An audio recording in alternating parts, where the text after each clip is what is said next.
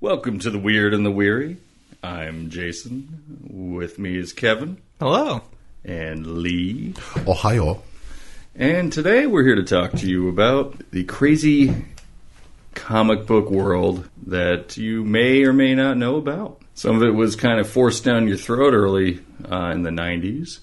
And later on, you probably watched quite a few movies about a man, made by a man who was very, very creative and kind of lost his edge, kind of lost his mind in a sense. But we're here to talk to you about the crazy comic book boom that occurred in the 90s and has kind of just echoed throughout into today. And like I said earlier, if you guys remember, you're old enough. So this is a while ago. This is 1991. 1991, I was about 13, 14 years old. 16. I was 2. Kevin was 2. So we're going to tell you a story today. I could have been your babysitter. Everybody listening, and Kevin. Hey. Tell me a story. Well, back in, I'd say starting in 88, Marvel Comics just, they started a whole new world, new Earth, basically. And it rebooted the series that was in place, and it gave way to a bunch of talented artists and talented writers, some that are still in this profession today. Questionably so for some of them. True. But they were so well received that it became kind of like a big culture icon kind of thing. And around 91, Spike Lee was doing a bunch of commercials for Levi and Nike, and I think some other, was he doing anything? I don't know if he was doing anything else really. I know Nike and like, just Jumpman. I was wondering, because Mars Blackman from She's Gotta Have It, right, which was redone into a Netflix series, which is fucking good. Is it good? It's good. I haven't seen it's it. Directed by Lee and his wife. Oh, okay. So Spike Lee did these shows, these commercials, and one of them featured Rob Liefeld, who, he had like the look, he had like the blonde hair, the kind of surfer boy look. He's a Southern California kid. Oh, okay. He got hired really young. He was young. He was like 18 or 19 years old. He gets hired. He could draw. He could draw. And he didn't go to school for it. He didn't go to school. He was self-taught. Self-taught. Okay. He's one of those kids that you would see at school that could draw a really nice-looking lady, and you'd be like, "Oh, okay. Can you draw me one of those?" No. Didn't really talk to anybody. Right. Didn't have girls he hung out with. So, well, maybe he did, because he's a pretty handsome kid. I don't know. Maybe he's just socially awkward. Who knows? I don't really know much about Rob Liefeld personally. Friend zoned for all that, pouch making. Well, yeah. He drew well. But the thing about him was that he's so young and he wasn't used to the pressures of making comic books. A lot of his art suffered from it, and some of his panels would be to the knee because he couldn't draw feet. I was going to ask you, could he draw head to toe? No, he couldn't. He could not draw a toe. I don't think I don't know. They look like flippers if they were shown for one panel. Mm-hmm. And also his women tended to be about as thin as your microphone. Okay. In the waist. And their chests were like as big as your entire body across. So they were just they would break in half. And that was just one breast. Yeah. Jeez. So Spike Lee did this commercial in 1991, and he was drawing X-Force at the time. Mm-hmm. And X-Force brought us Cable and Deadpool and a host of other characters. I'm not really going to go into that, but that commercial made X-Force #1 sell 5 million copies. For real? For real. 1991. Okay, so comic books at the time weren't selling like super fast. Nobody was. It was like newsstand stuff. If you were a fan, you were buying your favorite comic at the stand, and that's fine. Right. when '88 rolled around, it changed the look of X-Men. You remember those Jim Lee covers? Those things were amazing. They spread front to back, so you could leaf it out and look at it, and it was the mutants versus the X-Men, and it just looked really awesome compared to the Golden Age art,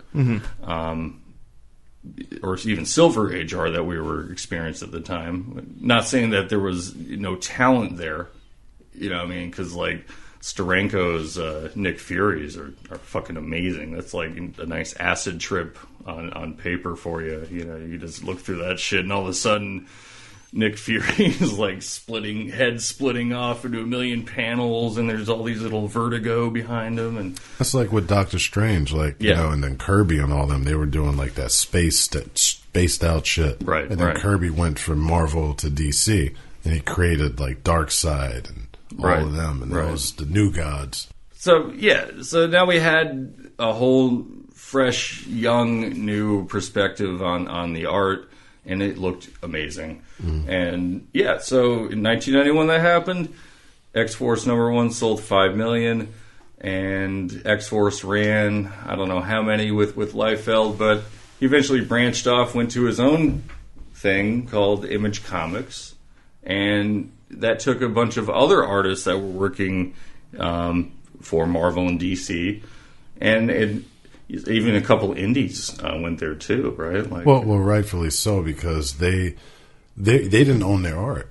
The stuff that they did, stuff they wrote, right? It was all they didn't own it. They were just employees of Marvel. Okay. So if they wanted to do their own thing, they can't take the stuff they helped create with them.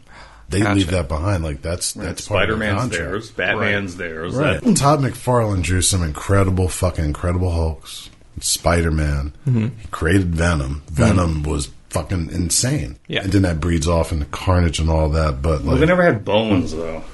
I mean, fucking Spider-Man didn't have bones. I ate the bones. Oh, God. Not that commercial. No, when McFarlane drew Spider-Man, he did that iconic pose where he's legs are, he's squatted down, his legs You're talking are about out. Venom, and he's just like... Well, I'm talking about this because he did the same thing in Venom. He did the same pose for Spawn. He did the same pose for all these characters, and Spawn. it looked like they never had bones. I'm not saying that he's a bad artist. Some of his stuff was cool. No, I'm not saying no. Everyone has their opinion. My thing is that like every time I think of Spawn, like I don't know how people say that HBO cartoon was awesome. It wasn't to me. I was expecting some shit like fucking Ninja Scroll. You know what I mean? Oh, right. You didn't get that.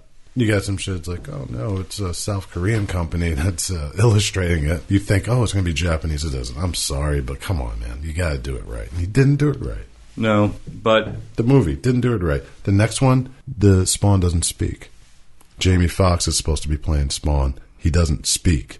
I don't know. Doesn't talk. I haven't read those comics in a long time. So 92, you got these new talented young artists, Jim Lee, Rob Liefeld, McFarlane, who's the president still. Sorry about the pause. I was just debating talented with that one. But and McFarlane. Oh, I love it. McFarlane was already super popular for Spider-Man because of that, his run of Spider-Man and then the creation of Venom. He just solidified him in the world. He was already known. The art style was always cool because with Spider-Man having no bones, that's fine because Spider-Man's supposed to be kind of slinky and stretchy and right. Yeah, that's just part of his spidery superpowers. Right. Yeah. You ever pull a spider apart? No, I haven't.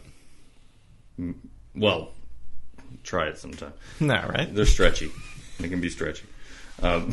So yeah, he started the comic Spawn, and Spawn #1 had the same comic as the Spider-Man issue with Todd McFarlane's first Spider-Man issue was the same pose, and Spawn was super fucking popular. I mean, I can't even get over how popular this was. I worked in a comic book store, and I worked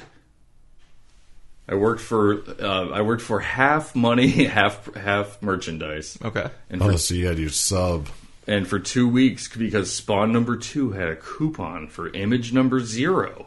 And image number 0 wasn't even out yet. But most people were cutting image number 0 coupon out. This one had it. $80. Wow. In the price guide, $80. Wasn't it a black and white? Or was that later? That was later. That was like one of those weird ash can ones. That was another Spawn number 1, because then they started releasing different Spawn number 1 variants. Ash cans were just black and whites, just like charcoal or pencil. Or Right, whatever, it was quick sketches. Okay. Yeah. No color. Usually got tossed in the trash. Gotcha. Ash can. Makes sense. And then they become popular. They started printing the ash can and selling them. Didn't that start variant covers? Or was that before? Because then they started doing variant covers because you have like different types of comics. You have the ones for newsstand, and you have That's a like, good direct question. sales. Maybe someone can answer that for us. But yeah, maybe. I know that there were ash cans out first that you'd only get at like conventions or comic book store events. Oh, like old stuff, like Right. Bernie Wrightson would Right. have something. But then Image started doing the different. When Image and Valiant made Deathmate, I'm going way back into the resources here in my collecting days when I was a kid. They made a crossover because they were both really popular at the time because Valiant had a reputation already with different titles like Turok Dinosaur Hunter was that Exo Man of War? Exo Man of War, Magnus Robot Fighter. Like those were already established in the 60s and 70s. That was supposed to be adapted. Magnus forgot. Oh, Magnus Robot Fighter? Yeah, I believe, if I'm correct, that was supposed to be done because Valiant also did Bloodshot, right? Yes. Yeah, well, that's being and Rye adapted. That's being adapted. Vin Diesel's supposed to play him. It's going to be awful. Okay. We'll see. So wait, I didn't know. Turok the Dinosaur Hunter was a comic? Turok the Dinosaur was a comic. It started in the 60s, the Gold Key This series. in the 60s? Yep.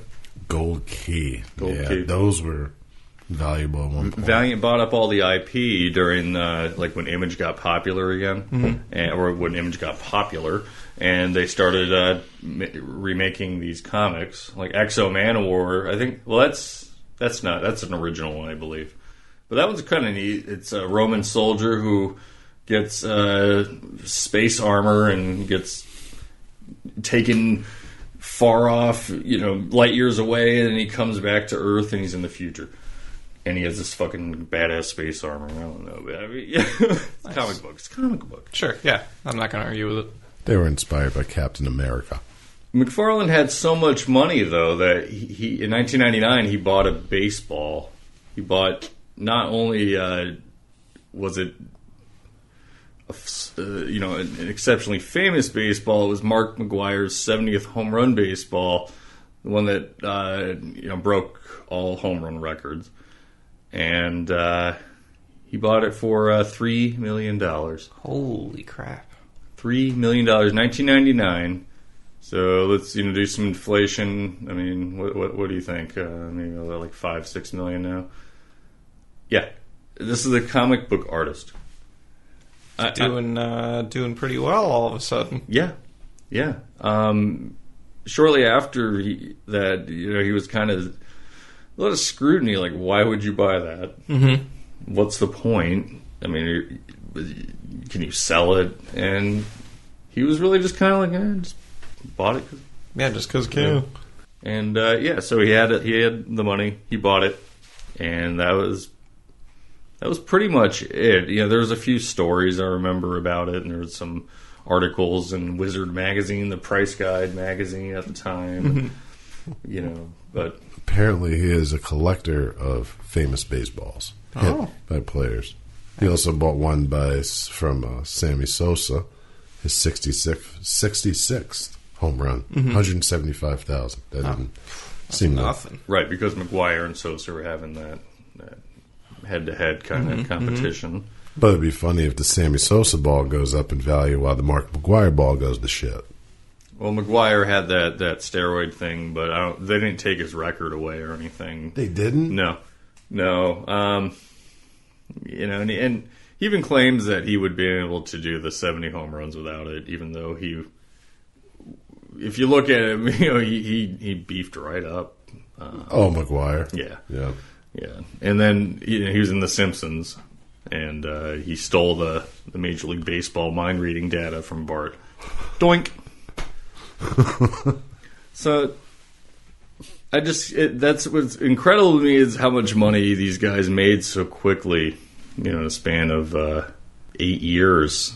Because when did that Spawn movie come out? What was that, like 90? I don't know, it's 2001, right? 2002? No. That was the 90s. Before that, it was 97. It was either 96 or 97. Right. I want to say 96, but it could have been 97. Right. I'm going with 97. Right. John Leguizamo as the Violator, and he wasn't bad. No. Actually, he was probably the best part of the movie. Michael J. White, I can't knock him. Black Dynamite, fucking. That to me is quintessential Michael J. White, and he needs to do more of them, or something like not more of those, but just he needs to do different things. Right. No, I like to see even more. The last thing he was in that I've seen, I was just like, oh shit. Besides Black Dynamite, what I was after was Dark Knight. Right, and he gets killed pretty quick. Yeah, it's just like that. Okay. So, speaking of getting killed pretty quick, there's another writer artist in the industry that's had kind of a twisty turvy career. That is correct. He wrote some pretty iconic stuff. He wrote stuff that we all know and love, and some characters that we've come to love too, like Daredevil, Wolverine. He created Elektra. Ooh. He created Marv and Hardigan from the Sin City series, and he created Martha Washington. No, Martha Washington. Like I'm gonna do that a little later, but give me liberty.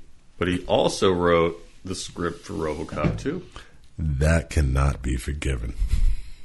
He wrote the script for RoboCop 2 that wasn't even used because it was actually a better script. Well, they gave him story credit, and later on they published it. They turned it into a comic. Okay. And was it Chuck murdering his name? Palahniuk? Fight Club? Chuck Palahniuk? Sorry, Chuck Palahniuk. Mm-hmm. He did Fight Club 2 as a graphic novel, too. Okay. So I have that. Nice. But wait, was it? I read the RoboCop thing. That was like, it was just like, no, still wasn't that great. No. It was not good. He was better off sticking with like 1990. That's when he did Hard Boiled. It was around that time, right? With Jeff Darrow. Fucking that was a Hard good one Boiled shot. Is one of the best. No, that was a 3-parter. I'm sorry. When you first introduced, you gave me the graphic novel to read. So that's right. That was a collector one, yeah.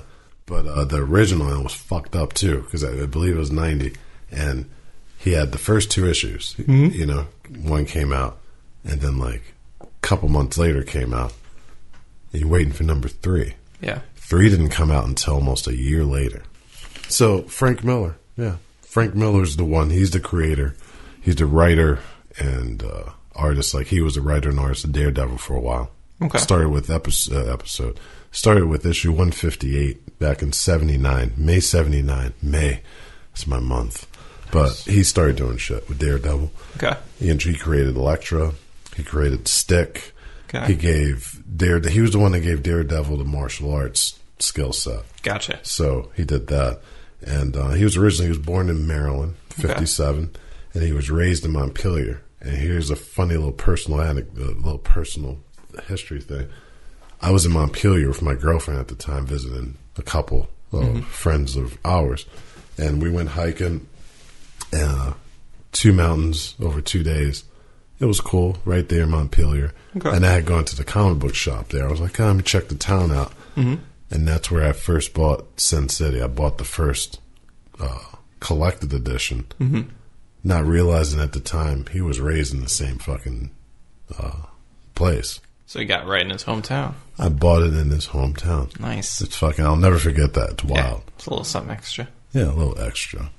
But, yeah, man. Fucking Frank Miller, man. He did the Wolverine limited series. He did the Dark Knight Returns and the subsequent sequels to that. There's even one, I believe, that just wrapped up. He made a female Robin, Carrie Kelly. And then we got Martha Washington.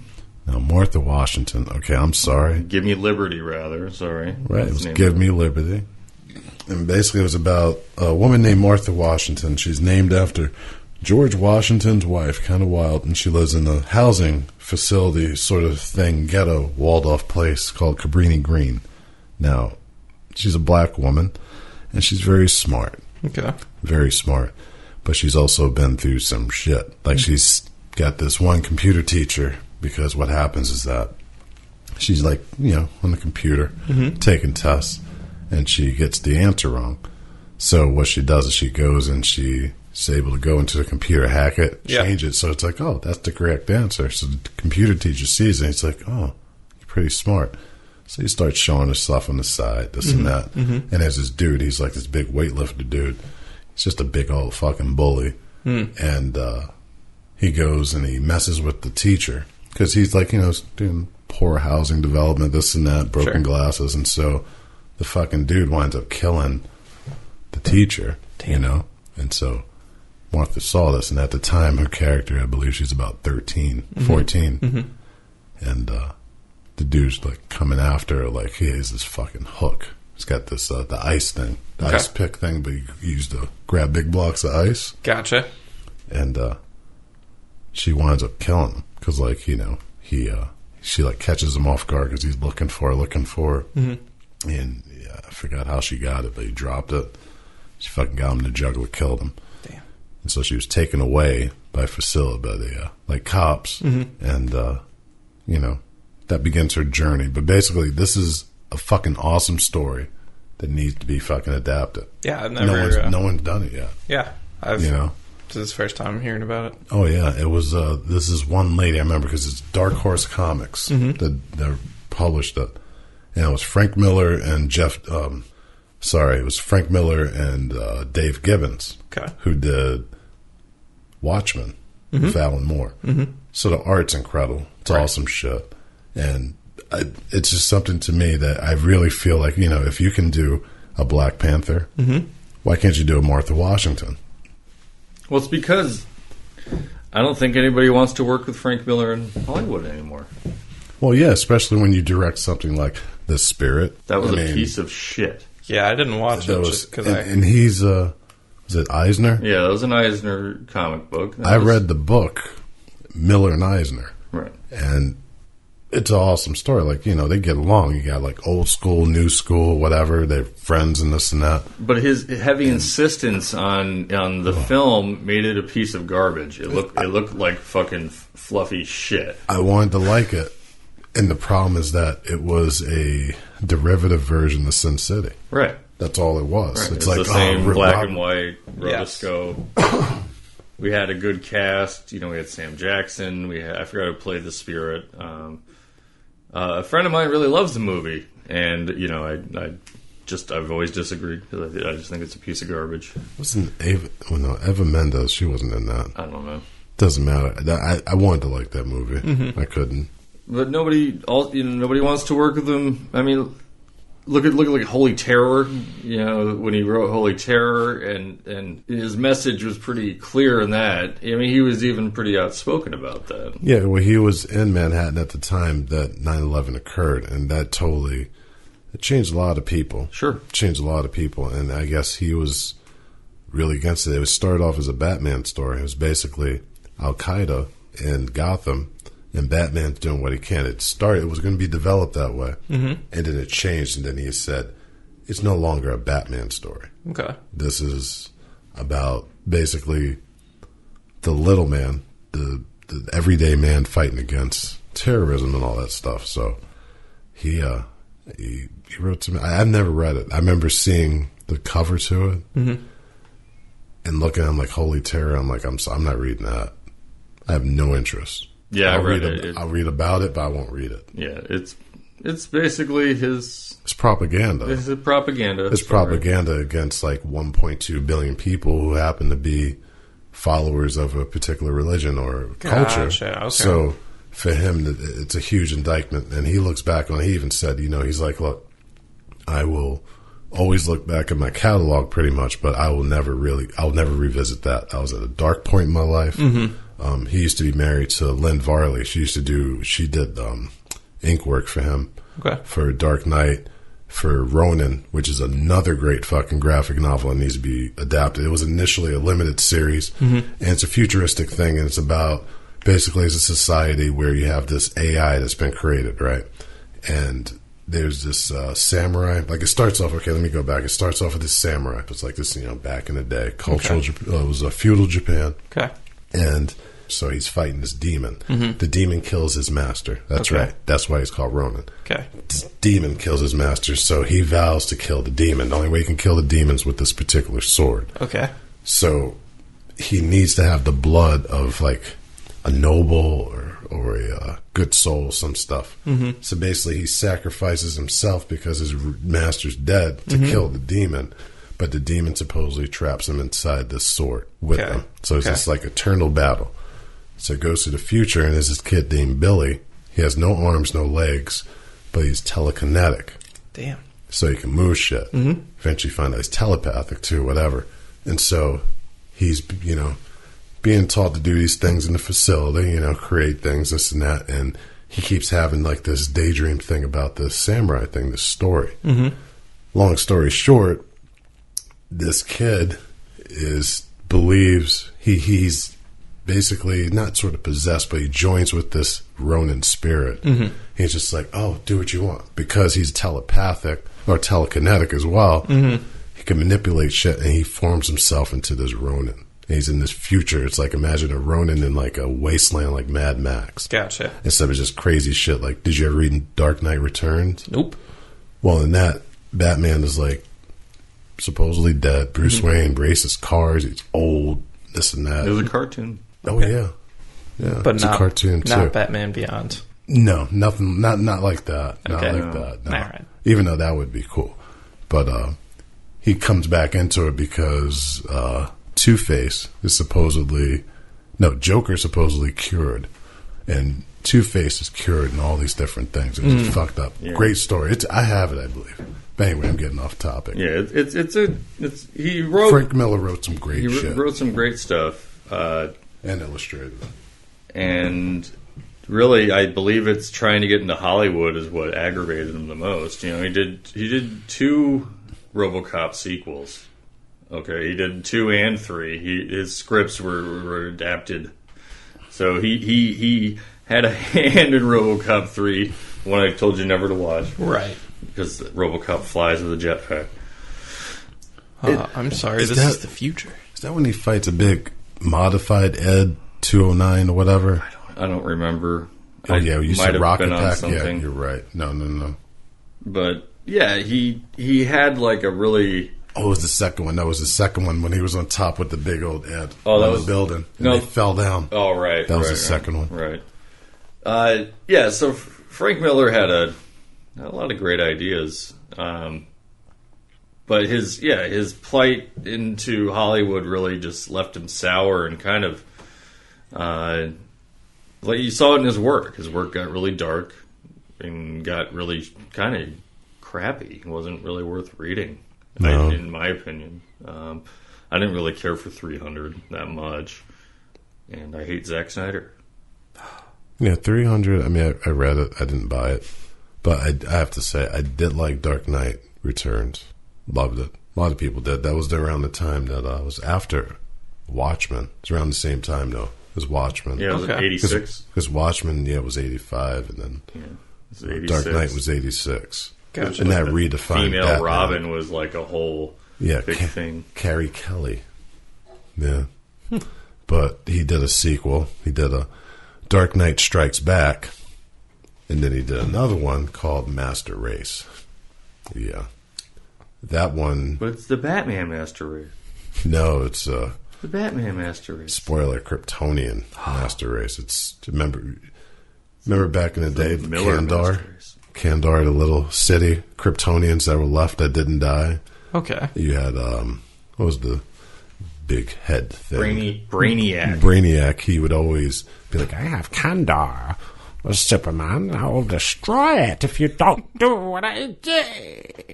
He's got a finger on the trigger. And then, like, finger on the trigger and always got cut off. Stoner Man flies up. He's like, I got Kandar too, man. You want? Yeah, I was just like, I'm not reading this because I've read the first part, and spoiler, but Carrie Kelly states that Batman is dead. Linda, who was a character in The Dark Knight Returns, she corners the Batman, not realizing it's a female. Realize it's a female, take the mask off. It's Carrie Kelly. Oh shit! And Linda's like, she's the commissioner. She's like, "Where's Batman?" Carrie says, "He's dead." I'm Batman. He's dead. He dead. Well, shoot.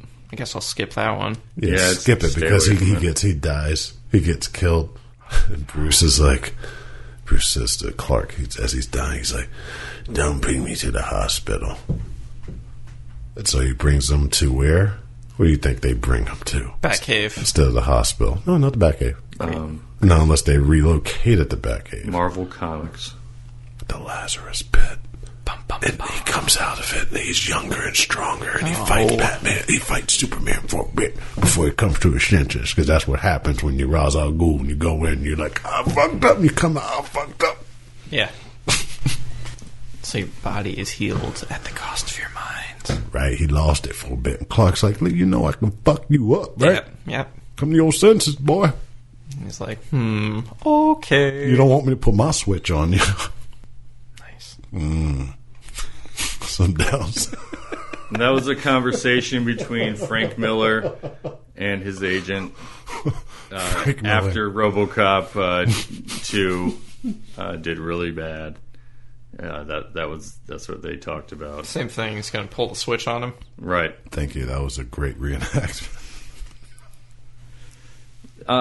As far as like you said earlier, I like to see the Give Me Liberty adapted, but I really don't think anybody's gonna ever really work with Frank Miller again, unless they offer him money. Here, I'm gonna give you money to adapt it. I'm gonna give you money to stay away. Okay? Well, I mean, 300, he had to poke his nose into that crap too, and then we saw The Spirit. I mean, that was a really awful thing. That was all him. So I think he's.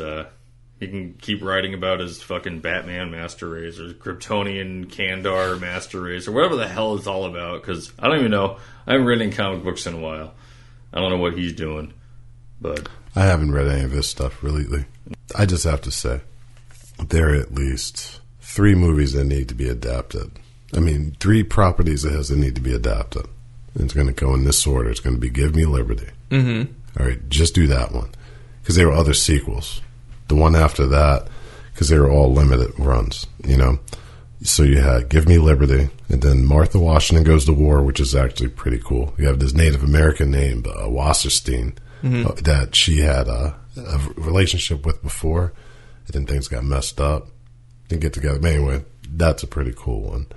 And then it kind of goes downhill. Jewish Cherokees in this. Yeah, Jewish Cherokees. That's how much, that's Frank Miller for you. Right. But then you had mutant heavy metal, death metal lovers. They were just all mutated in this one zone, and all they love to do is party and do this and that because they realize that we have short lifespans. Yeah. So fuck this shit. Right. This is what we're going to do. I think he tried to imply they were Hispanic or something. No, it was a mix. It was actually, no, you're right, because they were in Texas. Shit. They were in Texas near fucking next to the border, El Paso. Oh my God. Holy shit. The Mexicans are just mutants that like to party. Partying That's Texas, fucked up. Mexican mutants. Oh, Frank, what the fuck? I'm glad I didn't get all racist. Thanks, Frank Miller. I don't like Mexicans now. Who do I blame but Frank Miller? Damn it, Frank. You had one fucking job. I don't think any of his movies are going to be made until he dies, really. And I hate to be morbid about it, but nobody wants to work with him, and he doesn't want anybody to use his shit until he dies. And he'll probably ironclad that too. Well, that was only the header. I only have 2 more. That's Hard Boiled, which is one of the best. And this is not the Chow Yun-Fat movie. This is about a man who's a tax collector, and he starts his day off by kissing his wife and kids goodbye, and riding in the car and shooting a bunch of guns at big ass fucking trucks that are impossible to create and just the sprawl is incredible. That is a movie that if the Wachowskis had decided to do that, hard-boiled, instead of the Matrix movies, I would have fucking loved it. Make that into a trilogy. If that was a trilogy, honestly, I think that would have been the first point where comic books were just like, oh shit. And it wasn't from Marvel, it was from Dark Horse. You know what I'm saying? Right, because the Wachowskis' parts in Cloud Atlas that weren't really in the book were pretty cool. Yeah, I was surprised by it, honestly. I actually just saw that movie a few months ago for the first time, finally. Big True True? Yeah. That was pretty good. I really liked it. Yeah, it was different. It was different. Yeah. Mitchell does a lot of similar kind of time paradox stuff in his books, but this one seemed to hook. It was good. I liked it. It's better than most of Frank Miller's recent stuff. And the last one, Ronin. Ronin, I have that too. Yeah. If you ever want to read any of the stuff that we're mentioning, like 100 Bullets, whatever. He was still a racist, but he just wasn't putting it mostly a lot of his works, except for Martha Washington. He balanced racial insensitivity with hiding stereotypes into as mutants and clones and stuff like that. But he wasn't beyond a money grab, because he did a money grab 10 years after the last Martha Washington. It was Martha Washington Dies. It was one of the most unnecessary fucking books anyone could ever have done. I'm sorry. That's great. You're a creator.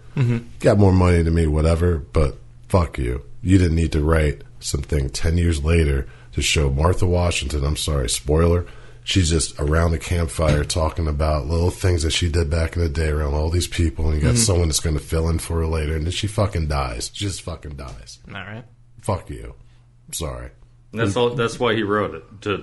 Instead of saying he's just not going to do anymore, I'm just going to kill her. Kill her off. Just kill her so nobody else can do it either. At least she died of an old age. This dude Lee keeps writing me about when are you going to adapt? Give me liberty, motherfucker. When are you going to do? He was done. He's like, look, this is what I'm doing for you. It's been 11 years since he did that shit. Killed her.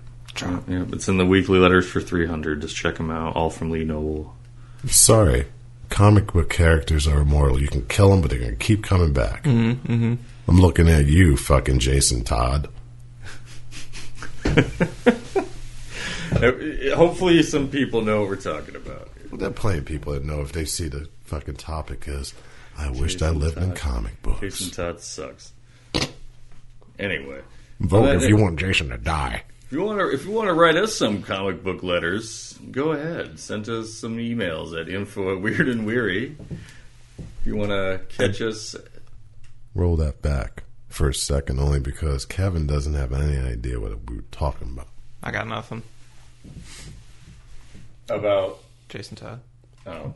Back in the day in DC Comics, they had a fucking... They killed Robin before they killed anybody. They killed... I fucking called in... Sorry, guys, go on. I fucking called in that number too many times. I got in trouble. All right. Somebody made fun of me on Twitter the other day saying, "Oh, he's got the Joker in his background," and I felt like saying, "Hey, motherfucker, I got my ass beat for fucking racking up a $60 phone bill for calling 900 number and voting yes to kill Jason Todd." And that's what we got to do. We got to vote to kill Jason Todd. Oh. And the panel on my Twitter profile is Joker's. He beat him with a fucking crowbar. He beat him and beat him. Like, there's a scene where Jason Todd's, like, eye meat is hanging off, and like, piece of his little domino cowl thing is on. And he's like, "Oh, I'm the Joker. Hoo, here's a bomb. Here, you and your mother." Yeah, his mother was holding him. He's like all crinkled up. Because, Batman has the, affinity for young orphan boys. So Jason Todd was a, bad street tough. Not really an orphan. Mom was just a drug addict. Sure. Somehow she ended up being a doctor in the Mideast. And yeah, Joker beat him. I voted for this. Joker beat him. And they retconned it later. He came back as another character. Yeah. Whoops. So, well, that's comic books for you, fellas. I mean, that's what you get in the comic world. And then you get people like Lee Noble writing Frank Miller, and then Frank Miller puts him on there and laughs like, "Ha ha ha! I'm not changing 300 for you, Lee Noble." And Daredevil was really good back then. But if you want to write us about stuff about like comic books, or if you want to write us a comic book style letter, send it to info@weirdandweary, or visit us on Twitter @weirdandweary. What do you got to say, Lee? If Lena Waithe is listening, or anyone knows Lena Waithe, talk to her. She could probably get Martha Washington going and star as her. Do that shit. Ooh. That would work, actually. Or Issa Rae. If Issa Rae wanted to change, be like, listen, I don't just do comedy. Yeah, get her up in there. That should be tight. They'd be like, yo, Ava DuVernay, is that her name? When the Wrinkle in Time, be like, yeah, get her up in there. All right. Well, check us out at our website, www.weirdandweary.com. And as always, be good to yourselves. Be good to everyone. I'm Jason. I'm Kevin. And I know a little too much about comics and all that shit. I'm like... And we're the weird and the weird. I'm a tax collector. My name is Nixon. My name is Nixon. JKL Media. Jackal.